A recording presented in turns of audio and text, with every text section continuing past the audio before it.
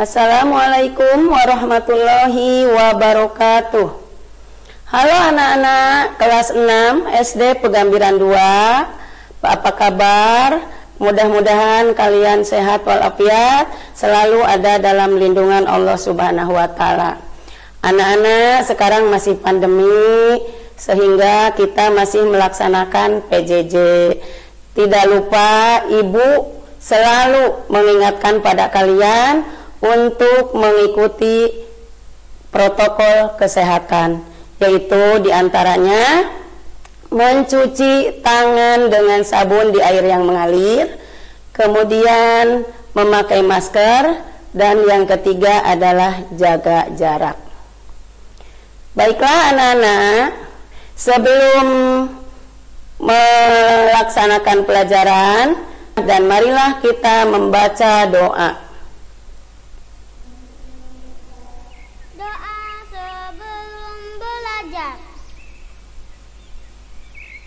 Bismillahirrahmanirrahim.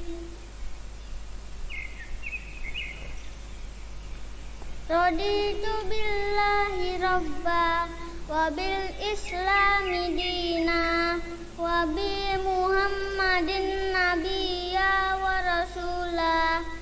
Rabbi zidni ilman warzuqni fahman. Amin ya robbal alamin. Baiklah anak-anak, hari ini ibu akan menyampaikan materi tema 7 kepemimpinan, subtema 2 pemimpin idolaku, pembelajaran 4. Muatan pelajarannya 1 IPA KD 3.2 menghubungkan ciri pubertas pada laki-laki dan perempuan dengan kesehatan reproduksi. Kedua, bahasa Indonesia KD 3.3 menggali isi teks pidato yang didengar dan dibaca. 3. IPS KD 3.3 menganalisis posisi peran Indonesia dalam kerjasama di bidang ekonomi, politik, sosial, budaya, teknologi, dan pendidikan dalam lingkup ASEAN. Tujuan pembelajaran 1. Melalui kegiatan mengamati, siswa mampu menjelaskan cara-cara menjaga kebersihan alat reproduksi pada masa pubertas dengan benar. 2. Melalui kegiatan mengamati dan penugasan, siswa dapat mengidentifikasi unsur-unsur teks pidato dengan benar. Ketiga, melalui kegiatan mengamati, siswa dapat mengidentifikasi peran Indonesia dalam bidang sosial budaya di ASEAN. Anak-anak, Sudin akan mengikuti lomba pidato. Dia mempersiapkan diri dengan baik, termasuk mengenakan pakaian yang nyaman. Mengapa Sudin harus mengenakan pakaian yang nyaman? Nah, lihat cara menjaga kesehatan reproduksi pada masa pubertas. Pada masa pubertas terjadi perubahan pada remaja pria dan remaja putri. Pada masa ini, produksi hormon meningkat. Peningkatan produksi hormon ini menyebabkan aktifnya kelenjar minyak dan kelenjar keringat. Aktifnya kedua kelenjar ini dapat menyebabkan jerawat dan tubuh berbau kurang sedap. Kebersihan dan kesehatan tubuh harus selalu dijaga, termasuk kebersihan dan kesehatan alat reproduksi. Nah, bagaimana anak-anak cara menjaga kebersihan dan kesehatan alat reproduksi? Yaitu 1. Biasakan mengenakan pakaian dalam dari katun. Nah, katun ini bersifat menyerap keringat sehingga kita terhindar dari kelembapan. Kelembapan pada lipatan kulit dapat menyebabkan tumbuhnya jamur kulit. Gantilah pakaian dalam setiap kali habis mandi atau setiap saat kamu merasa lembab pada pakaian dalammu. Kedua, bilaslah setiap kali habis buang air kecil, gunakan air bersih, setelah dibasuh, keringkan dengan handuk atau tisu. Dan ketiga, bagi remaja putri yang sedang menstruasi, gunakan pembalut yang lembut. Gantilah pembalut setiap kali pembalut yang kamu pakai terasa lembab. Gantilah minimal 4 kali sehari. Nah, anak-anak, pada pelajaran sebelumnya diceritakan bahwa Sudin itu akan mengikuti lomba pidato. Bagaimana pidato yang dibaca Sudin dalam lomba itu? Selamat pagi Bapak, Ibu, dan teman-teman semua. Hari ini kita akan saling berbagi cerita dan pengalaman tentang persatuan. Saya akan menyampaikan kisah saya mengenai persatuan.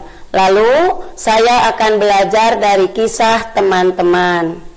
Menurut saya, persatuan itu sangat penting karena dengan persatuan, tugas-tugas yang harus kita kerjakan akan menjadi lebih mudah. Dengan adanya persatuan, kita dapat belajar dari perbedaan-perbedaan yang ada. Saya telah mengalami dan merasakan sendiri betapa bergunanya persatuan. Sekolah saya adalah sekolah yang murid maupun gurunya berasal dari daerah yang berbeda-beda.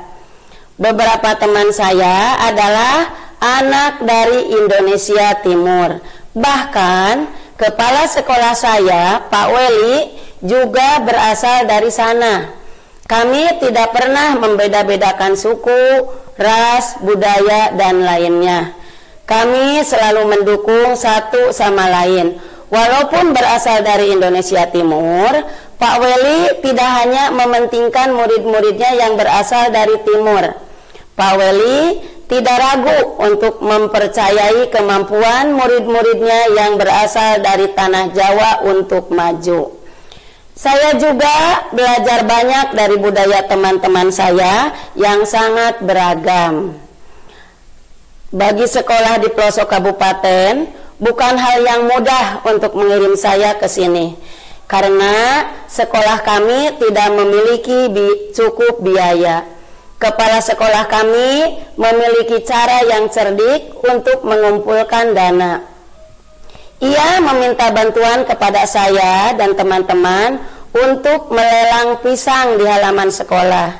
Para pembelinya merupakan pejabat-pejabat di daerah, Pak Bupati, Pak Camat, Pak Lurah, bahkan Ketua RW dan Ketua RT hadir mendukungnya. Meskipun hanya saya yang datang ke sini, namun di belakang saya semua ikut berpartisipasi. Itulah mengapa saya sudah merasakan bahwa persatuan sangat penting dan berguna. Itulah pengalaman saya tentang persatuan. Bagaimana cerita teman-teman? Saya juga ingin mendengar dan belajar dari cerita kalian. Terima kasih. Nah, anak-anak, kamu dapat menilai pidato ya dengan cara memberi tanda checklist. Coba kalian perhatikan dulu ya kriterianya di sini.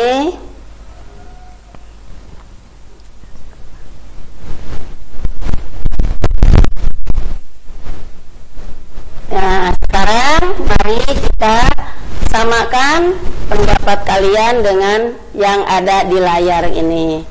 1. Teks pidato memiliki bagian pembuka. Ada ya? Teks pidato memiliki bagian inti, juga ada. Bagian inti teks pidato menjelaskan tentang topik yang dibahas dengan lengkap, juga ada. Bagian inti teks pidato memuat contoh-contoh yang mendukung topik, juga ada. Nah, teks pidato memiliki bagian penutup tidak tadi? Ada ya. Teks pidato memiliki kalimat ajakan, ada. teks pidato memberi inspirasi bagi pembaca? Ada. Sebagian besar kata yang digunakan dalam teks menggunakan kosakata baku juga ada. Nah, kesimpulan dari Sudin tadi berpidato adalah, ya, Sudin itu sudah berpidato dengan baik karena dalam pidatonya Sudin sudah memuat unsur-unsur penting pidato secara lengkap, ditambah penggunaan kata-kata baku yang sudah benar dari pidato Sudin. Nah, anak-anak, dalam pidatonya Sudin tadi menceritakan pengalaman tentang manfaat persatuan, ya. Semangat persatuan juga harus kita jaga dalam bekerja sama dengan negara-negara lain, misalnya di Asia Tenggara. Ayo kita sama-sama pelajari peran Indonesia dalam kerjasama di bidang sosial budaya. Lihat, kerjasama bidang sosial budaya negara-negara ASEAN. Kerjasama dalam bidang budaya negara-negara ASEAN ditandai dengan pembentukan Komunitas Sosial Budaya Negara-negara ASEAN atau ASEAN Social Cultural Community atau disingkat menjadi ASCC. Nah, komunitas ini memiliki 4 bagian utama. 1. Mengelola dampak-dampak sosial dari integrasi ekonomi. Yang kedua, membentuk masyarakat yang lebih peduli dan berbagi untuk mengatasi isu-isu kemiskinan, keadilan, dan pengembangan sumber daya manusia. Yang ketiga, meningkatkan perlindungan lingkungan. Dan keempat, memperkuat dasar-dasar bagi ikatan sosial kawasan. Di dalam kerjasama nyata dalam bidang sosial budaya, negara-negara ASEAN antara lain sebagai berikut, yaitu 1. Pertukaran kunjungan antar seniman ASEAN. Yang kedua, festival lagu dan lomba nyanyi negara-negara ASEAN. Yang ketiga, kerjasama promosi pariwisata. Yang keempat, kerjasama budaya serumpun Melayu.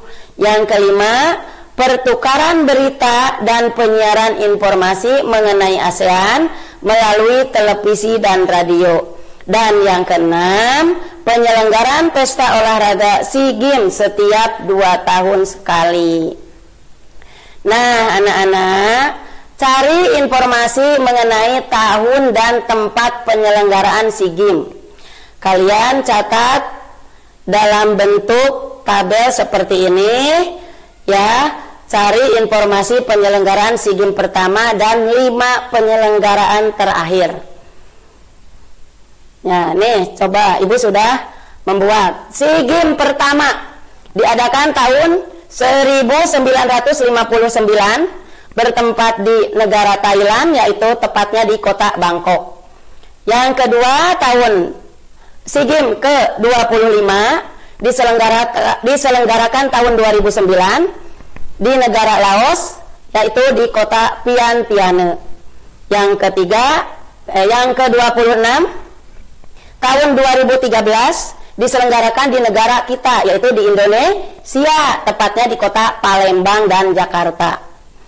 SEA Games yang ke-27 yaitu di tahun 2013 diselenggarakan di Myanmar di kota Naypyidaw.